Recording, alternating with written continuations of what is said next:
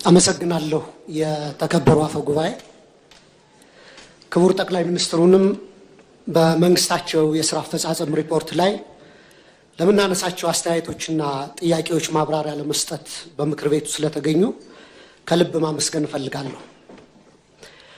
ዛሬ ስድስተኛው የፓርላማ ዘመን የ5ኛ ዓመት የመጨረሻ የመንግስት ሪፖርት የሚቀርብበት ቀን ነው።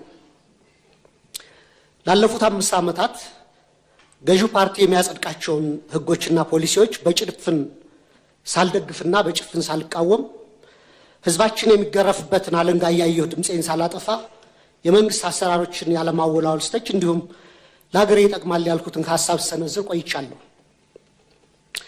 የዚህ የስልጣን ዘመን ትዕይንት መጋረጃ ከመዘጋቱ በፊት ግን የኢትዮጵያ ህዝብ ነባራዊ የኑሮ ሁኔታ የየዕለት ተግዳሮትና ጭንቀት እንዲሁም ይህንን አስቸጋሪ የኑሮ ሁኔታ የወለደውን የመንግስቱን መዋቅራዊ ድክመት የዚህ ዘመን የማይታበል የታሪክ እውነት አድርጌ በታሪክ ፊት ለመመስከር እወዳለሁ።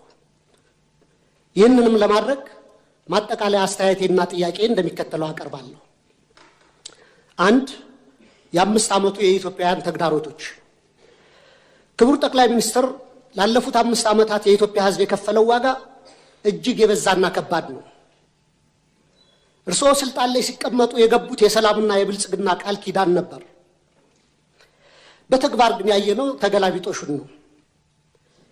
የሰሜን ኢትዮጵያ ጦርነት ያስከተለው አስከፊ ሰብአዊ ውድመትና ጠባሳ ሳይሽር ዛሬም በአማራ፣ በኦሮሚያ፣ በጋምቤላ፣ በቤንሻንጉል ጉሙዝና በሌሎችም አካባቢዎች የሚታዩት ቀጣይነት ያላቸው ግጭቶችና ጦርነቶች፣ ብሔርና ሃይማኖት ተኮር ጥቃቶች፣ እገታዎችና አለመረጋጋቶች የዜጎችን የመኖር መብት ነፍገዋል። በቅርቡም ከትግራይና ከኤርትራ ኃይሎች ጋር የሌላ ጦርነት ስጋት አሳሳቢ ደረጃ ላይ ደርሷል። በፖለቲካው መስክም የፖለቲካ ምህዳሩ መጥበብ፣ የሀገራዊ ተቃርኖች መስፋት ወይም ፖለቲካል ፖላራይዜሽን፣ የነጻ ሲቪል ማህበራት መኮስመን፣ በጋዜጠኞችና በሚዲያዎች ላይ እገዳዎችና እክሎች ዜጎች አማራጭ ድምፅ እንዳሰሙ አፍነዋቸዋል። በርካታ የፖለቲካ እስረኞችም ህገ መንግስታዊ የፍትህ ዋስትና ተነፍገው ይገኛሉ። ይህ አጠቃላይ የሰላም የጸጥታና የፖለቲካ ውድቀት የፓርቲው የተሳሳተ ፖለቲካዊ ፍልስፍናና ብሔራዊ አንድነትን በተግባር ማምጣት ያቃተው የመደመር ትረካ መዋቅራዊ ስብራት ውጤት ነው። 2. ስልታዊና መዋቅራዊ ስህተቶች። መንግስት የችግሮቹን ስራ መሰረት ትቶ ምልክቶችን ብቻ የመቀጥቀጥና በቁጥር ጨዋታ ህዝብን የማደናገር አካሄድ እየተከተለ ነው። በተላከልን የመንግስት አፈጻጸም ሪፖርት ላይ የሀገሪቱ ኢኮኖሚ በ2018 በጀት ዓመት 10.2 እንደሚያድግ፣ የግብር ገቢ 1.5 ትሪሊዮን ብር መድረሱን፣ የሸቀጦች የወጪ ንግድ 11 ቢሊዮን ዶላር ማስገኘቱንና የውጭ ሐዋላ ፍሰት 7.7 ቢሊዮን ዶላር መድረሱ ተገልጿል። ነገር ግን እነዚህ የቁጥር ስኬቶች የዜጎች የኑሮ እውነታ ፍጹም አይወክሉም። እንዲያውም መሬት ላይ ካለው እውነታ ጋር በጽኑ ይጋጫሉ። ምክንያቱም አንደኛ የኑሮ ውድነትና የዋጋ ግሽበት ከገቢያችን ጋር አልተመጣጠነም። ሪፖርቱ እስከ ግንቦት 2018 ዓ.ም አጠቃላይ የዋጋ ግሽበት 13.4፣ የምግብ የዋጋ ግሽበት ደግሞ 15% ደርሷል ይላል። ይህን ግሽበት ለመደጎም መንግስት 379 ቢሊዮን ብር ማውጣቱ ቢገለጽም በተግባር ግን ባለፉት ዓመታት የተተገበረው የማክሮ ኢኮኖሚ ማሻሻያ ዝቅተኛውን የማህበረሰብ ክፍል ለከፋ ድህነት በዳረገበት ሁኔታ ላይ እንገኛለን። ማሻሻያውን ተከትሎ የመጣው ሰማይ የነካ የዋጋ ግሽበት በሚሊዮኖች የሚቆጠሩ ዜጎችን የመግዛት አቅም ሙሉ በሙሉ አሳጥቷል። ይህንንም ተከትሎ ቋሚ ደሞዝ የሚከፈላቸው የመንግስትና የግል ድርጅቶች ሰራተኞች፣ ዝቅተኛ ገቢ ያላቸው የከተማ ነዋሪዎች፣ አነስተኛ ነጋዴዎች፣ አነስተኛ ይዞታ ያላቸው አርሶ አደሮችና አርብቶ አደሮች ወገኖቻችን በስውር ረሃብ ውስጥ ወድቀዋል። የቤት ኪራይ ከአብዛኛው ዜጎቻችን ወርሃዊ ገቢ በላይ ሆኗል። በአሁኑ ወቅት በሀገራችን መካከለኛ የሚባል የህብረተሰብ መደብ ጠፍቶ ጥቂት እጅግ የበለጸጉና አብዛኛው በድህነት የሚማቀቅ 2 መደቦች ሆነዋል። ሌላው የተደበቀ የሀገር ውስጥ ዕዳ መኖሩ በሪፖርቱ መረጃ መንግስት በበጀት ዓመቱ 1.13 ትሪሊየን ብር ብድር መልቀቁንና 91% የሚሆነውም ለግሉ ዘርፍ የተሰጠ ነው ይላል። ክቡራን የብሔራዊ ባንክ ገዥና የፋይናንስ ሚኒስትርን በተደጋጋሚ ላለፉት ዓመታት መንግስት አንድም ሳንቲም የንግድ ብድር ኮመርሻል ሎን አልተበደረም እያሉ ይናገራሉ። ይህ የውጭ ንግድ ብድርን ብቻ ነጥሎ በማየት እውነታውን የማደብዘዝ አካሄድ ነው።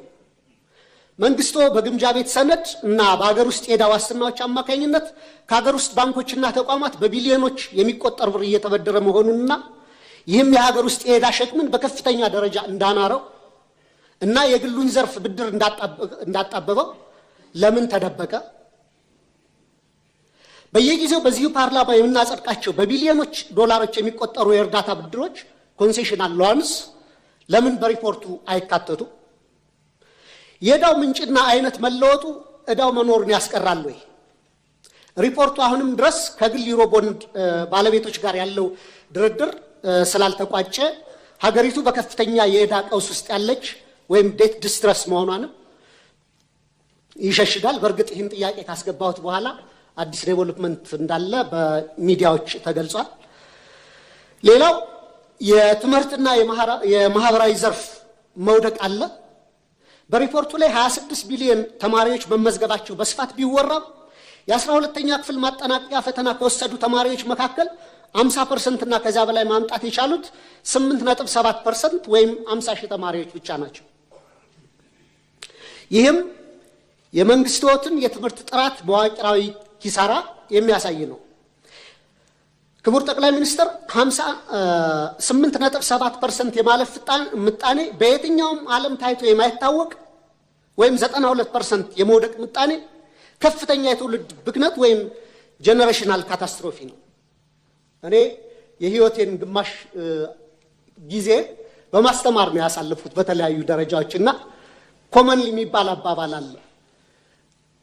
መምህሩ ፈተና አውጥቶ ተማሪዎችን ማሳለፍ ካልቻለና ከወደቁ የወደቀው መምህሩ ነው የሚል ኮመን አባባል አለ በእኛ በአስተማሪዎች ዘንድና ይህን ያክል 92% የመውደቅ ምጣኔ ካለ እኔ ወድቋል ብዬ ማስበው ትምህርት ሚኒስትር ነው።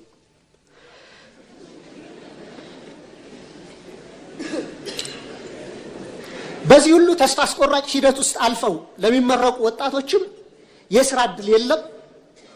ይባስ ብሎም ወደ 7 ሚሊዮን የሚደርሱ ተማሪዎች አሁንም ድረስ ከትምህርት ገበታቸው ተገልለው ይገኛሉ። ይህ 7 ሚሊዮን አሃዝ ከ20 በላይ የአፍሪካ ሀገራት እያንዳንዳቸው ካላቸው አጠቃላይ የህዝብ ቁጥር በላይ መሆኑንም ልብ ይሏል። ሌላው የሰብአዊ ቀውሶች ትኩረት አለመሰጠቱ ነው። መንግስቱ የመረጃ ማጥራት ስራ ሰርቻለሁ በሚል ሰበብ የሰብአዊ ድጋፍ ፈላጊዎች ቁጥር ከ27 ሚሊዮን ወደ 2.3 ሚሊዮን ወርዷል ይላል። ነገር ግን መሬት ላይ በጦርነትና በድርቅ ምክንያት የተፈናቀሉ የዕለት ደራሽ እርዳታ ያጡ ለቤተሰቦቻቸው ፍጆታ በቂ ምርት የማያመርቱ በሚሊዮን የሚቆጠሩ ዜጎች እያሉን ይህንን ቁጥር ወደ 2.3 ሚሊዮን ዝቅ አድርጎ ማቅረብ ፖለቲካዊ ቁጥር ማሳመር እንጂ የዜጎችን ነባራዊ ህይወት በተጨባጭ የሚያሳይ አይመስለኝም። እንደ WFP ፋኦ ፋሚሊ ኢርሊ ዋርኒንግ ኔትወርክ የሚያስቀምጡት ዝቅተኛ ግምት ከ15.8 እስከ 21.4 ሚሊዮን ኢትዮጵያ ከፍተኛ የምግብ እጥረት ውስጥ እንደሚገኙ ነው። መንግስታዊ ካልከሩ ድርጅቶች ጋር በተያያዘም የእርዳታ እህል አቅርቦት እንዳያከፋፍሉ በመንግስት መከልከላቸውና ወደ ጥሬ ገንዘብ ድጋፍ ወይም ካሽ ትራንስፈር እንዲያተኩሩ ብቻ መገደዳቸው ተገልጿል። ይህም በገበያ ላይ ካለው የዋጋ ግሽበት አንጻር በርካታ ቤተሰቦችን ለከፋ የምግብ ዋስትና እጥረት የሚዳርግ ነው። የዓለም አቀፍ የገንዘብ ድርጅት እና የዓለም ባንክ በርካታ ገንዘብ ዶላር ወደ ኢትዮጵያ ኢኮኖሚ ኢንጀክት እያደረጉ ነው፣ ፓምፕ እያደረጉ ነው። ይህ መግባቱን ተከትሎ ደግሞ የመጣው ጊዜያዊ የማክሮ ኢኮኖሚ መረጋጋት ታይቷል። እሱ ጥሩ ነው። የፎሬን ከረንሲ ሪዘርቭ ማደጉ የማክሮ ኢኮኖሚ አመላካቾችም በተወሰነ ደረጃ መረጋጋት ማሳየታቸው መልካም ጅማሮ ቢሆንም የተገኘው ለውጥ የኢትዮጵያውያንን ህይወት በተግባር ካልቀየረ ዘላቂ ትርጉም አይኖረውም። የችግሮቻችን ስረ መሰረት ችላ በማለት በጊዜያዊ ማስታገሻዎችና በፎሬክስ ክምችት እድገት ትረካ ብቻ ሀገር ረጅም መንገድ መውሰድ የምንችል አይመስለኝም። ሶስት የመፍትሄ ሐሳቦች። ክቡር ጠቅላይ ሚኒስትር፣ እኔ በተደጋጋሚ ለማሳየት እንደሞከርኩት ለሀገራችን ዘላቂ ሰላምና መረጋጋት፣ ብሔራዊ ደህንነትና ልማት የሚከተሉት ሶስት መፍትሄዎች ዛሬም በመጨረሻ ቀን ደጋግሜ ማቅረብ እፈልጋለሁ። አንድ፣ እውነተኛ ብሔራዊ ውይይትና የፖለቲካል መፍትሄ ፖለቲካል ሴትልመንት መድረስ አለብን። በብሔራዊ ምክክር አጀንዳ ማሰባሰብ ሂደት ከ200 ሺህ በላይ ዜጎች ተሳትፈውባታል የተባለለት ሂደት ሐምሌ 2008 ጀምሮ ሀገራዊ ምክክር ጉባኤው እንደሚካሄድ ተገልጿል። ይህንን አንደኛ ከመንግስት የፖለቲካ ተጽዕኖ ሙሉ በሙሉ ነፃ ማድረግ፣ ሁለተኛ አሁንም ተቻኩለን ሂደቱን ለመጨረስ ከምንሯሯጥ ይልቅ ሁሉንም የታጠቁና ያልታጠቁ የፖለቲካ ኃይሎችን ያካተተ እውነተኛ የምክክር ሂደት ማድረግ ያስፈልጋል ብዬ አስባለሁ። ሀገራችን እግር ከወርች አስረው የያዟትን የፖለቲካ ቅራኔዎች በዘላቂነት ለመፍታት ወደ ነፃና ፍትሃዊ የሽግግር ሂደት ትራንዚሽናል ጀስቲስ ሂደት ማምራትና ሁሉን አቀፍ ሀገራዊ እርቅ ማውረድ ብቸኛው መውጫ መንገዳችን ነው። የታጠቁ ኃይሎች ውጊያ በቀጠሉበት ሁኔታ የሚካሄድ የምክክር ሂደቱ በተጠናቀቀ ማግስት የእርስ በርስ ጦርነቱ ከቀጠለ የምክክር ሂደቱ ከፍተኛ የገንዘብና ጊዜ ባከነበት ትርጉም የለሽ ሂደት ሆኖ እንደ ማንነትና ወሰን እንዲሁም እንደ ብሔራዊ እርቀ ሰላም ኮሚሽኖች ያለ ውጤት ይበተናል። ሁለት፣ ሁሉን አሳታፊ ህገ መንግስታዊ ማሻሻያና እውነተኛ ፌዴራላዊ ስርዓት ማቆም ያስፈልጋል። ሁሉም ዜጎች እኔ ነው የሚሉት ህገ መንግስት እንዲኖረን የህገ መንግስት ማሻሻያ ማድረግ፣ ውሳኔዎችን ከአንድ ማዕከል በኃይል ከመጫን በመውጣት የክልሎችን የራስን ዕድል በራስ የማስተዳደር መብት ሙሉ በሙሉ የሚያከብር ነገር ግን ሀገራችንን ከብሔር መከፋፈል ወይም ባልካናይዜሽን የሚያወጣና ሀገራዊ እድገትን የሚያሰፍን ሚዛናዊ የስልጣን ክፍፍል መፍጠር፣ የሀብት ክፍፍሉንና ፊዚካል ፌዴራሊዝሙን የፈጠሩት የሀብትና የልማት ኢፍትሐዊነትንም ማረም ያስፈልጋል። የሀገር ውስጥ የምርት መነቃቃትና ማህበራዊ ዋስትናንም ማጠናከር ይገባናል። ትኩረቱን በኮሪደር ልማት፣ በሎጆችና ሪዞርቶች ግንባታና በወንዝ ዳር በፓርኮች ግንባታ ላይ ያደረገውን አካሄድ ገታ በማድረግ ለሀገር ውስጥ መሰረታዊ አምራች ኢንዱስትሪዎች ክሪቲካል የሚባሉ ኢኮኖሚያችንን በደንብ ሊያነሱ የሚችሉ ብረት ማውጣትና ማቅለጥ፣ ሜታለርጂ፣ የማሽነሪ ኢንጂነሪንግ፣ የነዳጅ ማጣሪያ አሳውሳለሁ። የነዳጅና ማዳበሪያ ማጣሪያ ፕሮጀክቶች ከመጀመራቸው ከ6 ወር በፊት ክቡር ፋይናንስ ሚኒስትሩን ለምን እነዚህን ፕሮጀክቶች አናስብም እያልኩ እየጠየቁ ነበር እና ያኔ በጀቱ በጣም ከባድ ነው በእኛ አቅም አንችልም እየተባለ ነበርና አሁን የናቹራል ጋዝ ማውጣት ፕሮሰስ መጀመሩ በሱ ደስተኛ ነኝ። ግን ጎረቤት ሀገሮቻችን አሁንም ነዳጅ ያመርታሉ። ከነዚህ ሀገሮች ገዝተን አጣርተን ባይ ፕሮዳክቱንም የመጠቀም የሀገራችንን የነዳጅ ፍጆታ ከመሸፈን አልፈን ለጎረቤት ሀገሮች መላክ ስለምንችል በደርግ ጊዜም ተደርጎ ስለነበር አሁንም የነዳጅ ማጣሪያ እንዲታሰብበት፣ የማዳበሪያ ፋብሪካም ጠይቄ ነበር። የዩሪያው መጀመሩ በጎ ነው። የዳፕ ማዳበሪያ ፋብሪካ ማሰብ መጀመር አለብን። የፋርማሲውቲካል ኮምፕሌክስ፣ ምግብ ዘይት፣ ቴክስታይል ወዘተ እነዚህ ፋብሪካዎች ላይ መስራት ያስፈልገናል። እንደ ባቡር፣ ሀገር አቋራጭ ፍጥነት መንገዶችና የኃይል ግንባታ፣ ለመስኖ መጠጥና ለተለያዩ አገልግሎቶች የሚውሉ መልቲፐርፐስ ግድቦች፣ ዘመናዊ ግብርና፣ የመኖሪያ ቤቶች ግንባታና ለምግብ ዋስትናና ለድሆች የሚሆን ጠንካራ ማህበራዊ የደህንነት መረብ መዘርጋትም በቀጣይ ሊታሰብበት ይገባል።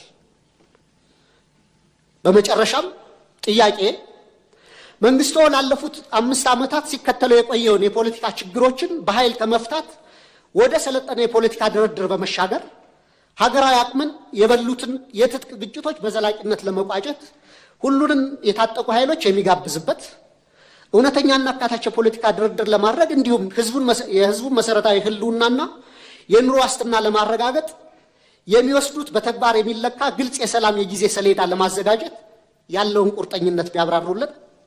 የኢትዮጵያ ህዝብ በአዲሱ 2019 ዓ.ም በተግባር ላይ የሚችለው ተጨባጭ ተስፋ ምን እንደሆነም እንዲያስረዱ ጠይቃለሁ። በጣም አመሰግናለሁ።